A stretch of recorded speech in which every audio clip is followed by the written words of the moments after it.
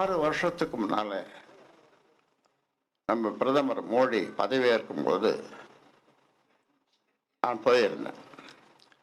மணி வந்திருந்தாரு, அன்புமணி வந்திருந்தாரு. அப்போ அதை முடிச்சுட்டு அவருடைய குவார்டர்ஸ்ல இருந்து சென்னை வர்றதுக்கு விமானத்துக்கு கிளம்பணும். அப்போ அவர் சொன்னது 6 வருஷத்துக்கு முன்னால் என்ன சொன்னார்னா, இந்த கட்சியை நான் பார்த்துக்கிறேன். எப்போ சொன்னார்?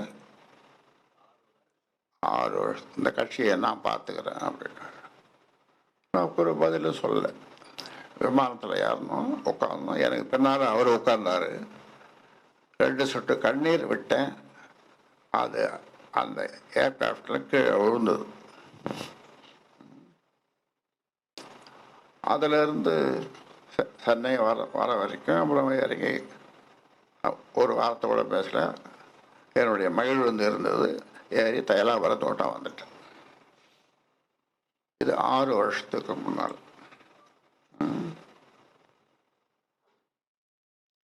எனக்கு 14 பஞ்சாயத்து வச்சாங்க. எத்தனை பஞ்சாயத்து? 14 பஞ்சாயத்து எனக்கு வச்சார். இந்த 14 பஞ்சாயத்தும் நான் 34 அமைப்புகளை உருவாக்கி இருக்கிறேன். மக்கள் தொலைக்காட்சியிலிருந்து, பசுமை தாயகத்திலிருந்து, சமூக முன்னேற்ற சங்கம் 34 அமைப்புகளை, துணை அமைப்புகளை உருவாக்கி இருக்கிறேன். அவர்கள் வந்து எனக்கு பஞ்சாயத்து பண்ணாங்க. 14 பஞ்சாயத்து. என்ன பஞ்சாயத்து முடிவில் என்னன்னா, கடைசியில்